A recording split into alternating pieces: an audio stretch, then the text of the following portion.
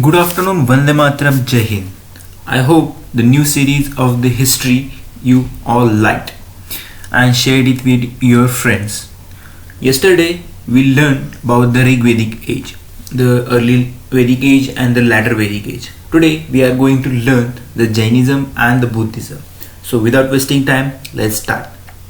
So the Buddhism was founded by the Gautam Buddha, as we all know. So we will discussing about his life, then the teachings of Buddhas, then the Buddha's literature, the Buddha's sects. These are the things we will learn today in the Buddhism. So Buddha was born as a prince Siddhartha at Lumbini near Kapilavastu in present Nepal in 566 BC, that is before Christ. He was the son of Sudhodha and Mahamaya. Sudhodhana was the chief of the Sakya clan. The Sakya clan, Gautam Buddha was from the Sakya clan. This term was asked in the various exams many times. So note it down. Due to this, Buddha was also known as Sakyamuni. His mother died after giving birth to him or after 7 days. That's the debatable question. Siddhartha was brought up by his maternal aunt, Prajapati Gautami. This gave him the name Gautama. He was married to Yashodhara and had a son, Rahula. He left his home at the age of 29 and became an ascetic. This event is called the Mahabhiksharama. The idea of renunciation occurred to the Buddha after he saw 4 different states of man, that are sick man, old man, corpse and ascetic. Then the Buddha wandered for 7 years. At the age of 35, he attained the enlightenment at Uruvela while meditating under the peepal tree, fig tree or the Ficus rijava, that in different regions it is known as different, on the banks of the river Niranjana. This tree came to be known as Bodhi tree and the place became Bodh Gaya. It is present in the Bihar. He gave his first sermon at Sarnath near Varanasi. This event is called Dharma Chakra Parivartana. He died in 483 BC under a sal tree in Kushangar in UP. This event is called Mahaparivana. The term Buddha means enlightened one. The importance of Buddha were Mahavira, Jaina, King Prenis, Bimbisara and the Ajatashatru. He learned the meditation from the Alara Kama. He died at the age of 35 and got enlightened under the peepal tree. So he passed away at the age of 80. This was the life of the Buddha. Now we will discussing about the teachings of the Buddha. So Buddha gave 4 fundamental principles, that are Dukkha, Dukkha Samudaya, Dukkha Nirodha Gamini Pratipada. So what does all this mean? Dukkha means the world is full of sorrows. The Dukkha Samudaya means causes of sorrow. Then Dukkha Nirodha means sorrow can be stopped. Dukkha Nirodha Gamini Pratipada means the path leading to the cessation of sorrow. There are some literature of Buddhism.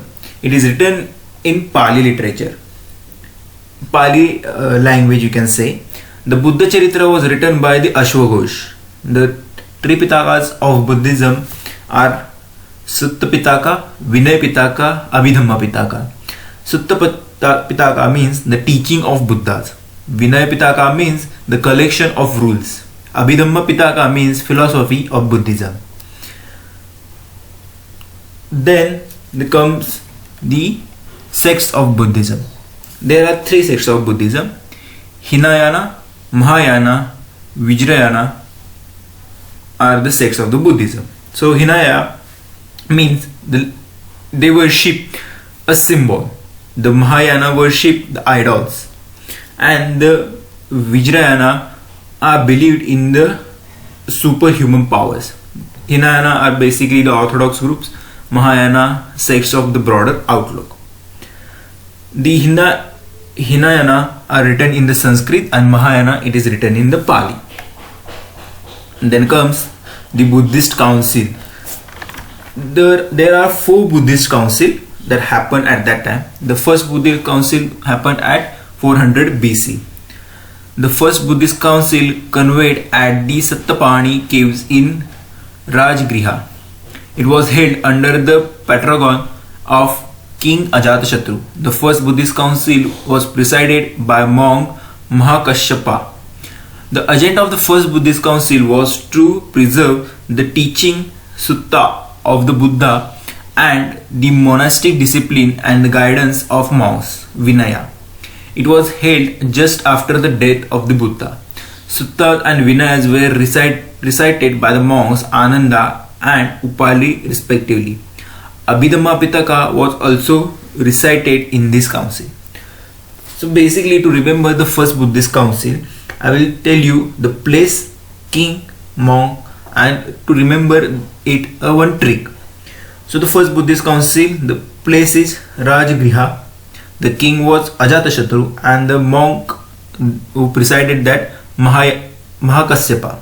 So remember this RAM. Rajgriha R, Ajatashatru A, and the monk Mahakasyapa RAM.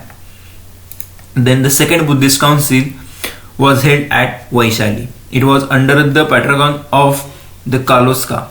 The second Buddhist council was presided over by Sabakami. Then the agenda of the second Buddhist council was to settle the disagreements of the different subdivisions.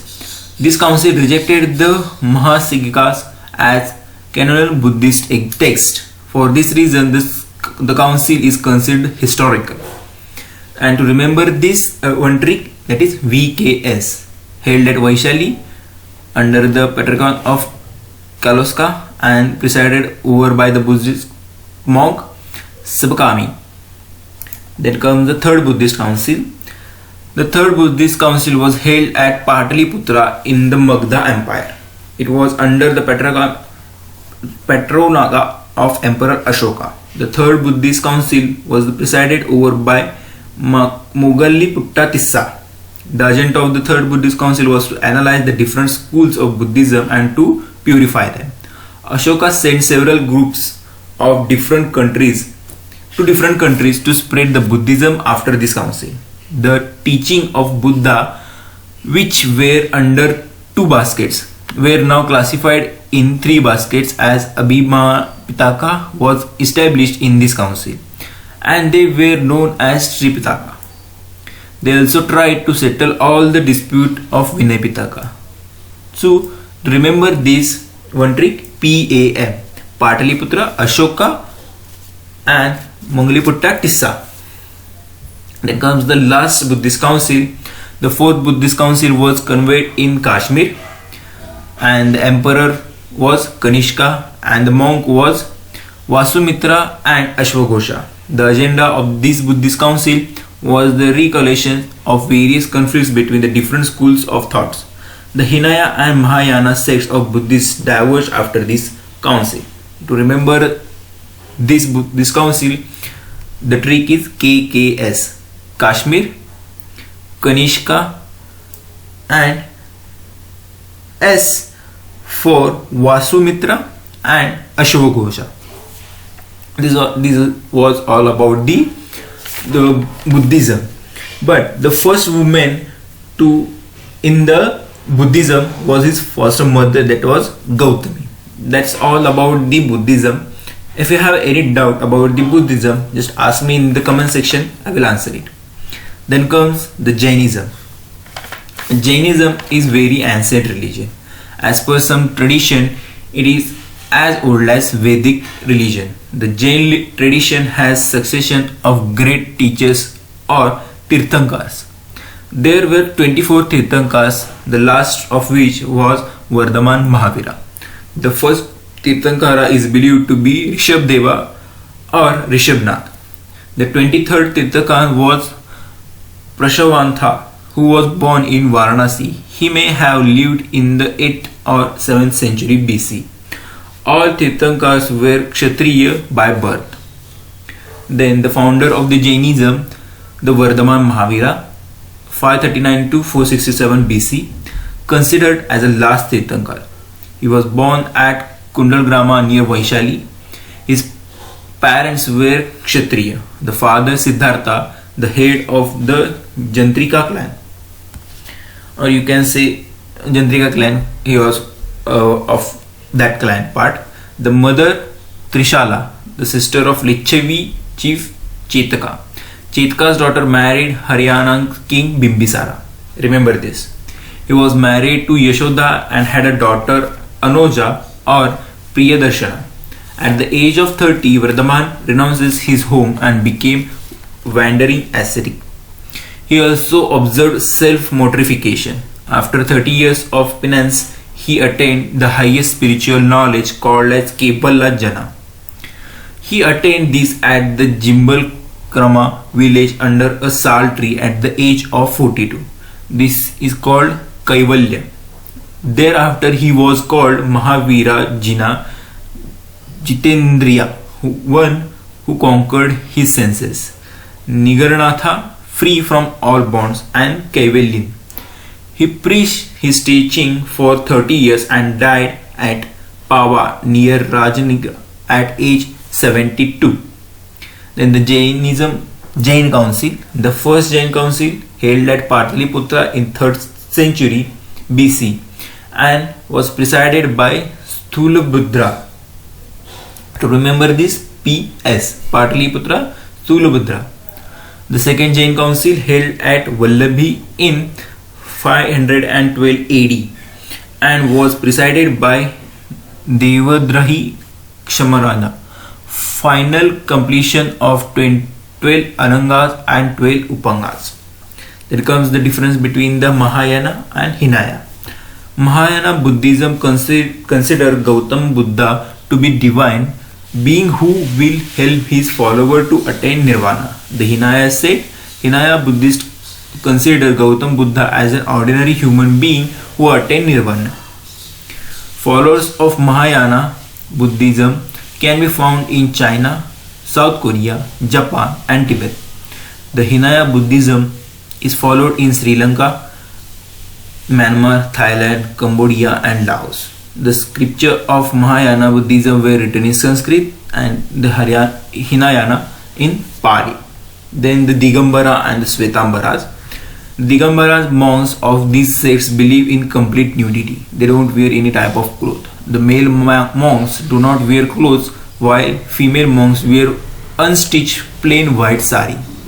They follow all 5 vows: Satya, Ahimsa, Asteya, Apringa and the Brahmacharya.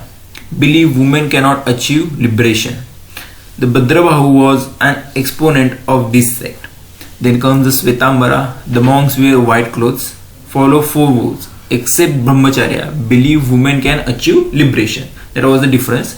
Stulabhadra was an exponent of these sects. So this was all about the Buddhism and Jainism, the life of Buddha, then the teaching of Buddha, then the sects and the literature. Then we covered the Jainism. The first Tirthakara was Rishabdeva, 24 Vardhamana Mahavira.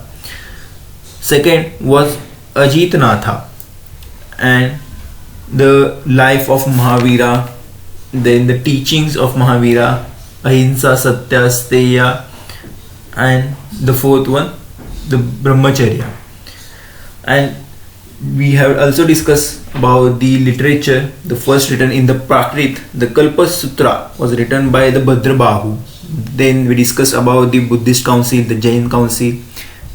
In that way we have covered the major part of the Jainism and the Buddhism. This was all about the Jainism and Buddhism. Hope you liked it and note down the very most important points to remember as per the point of view of exam.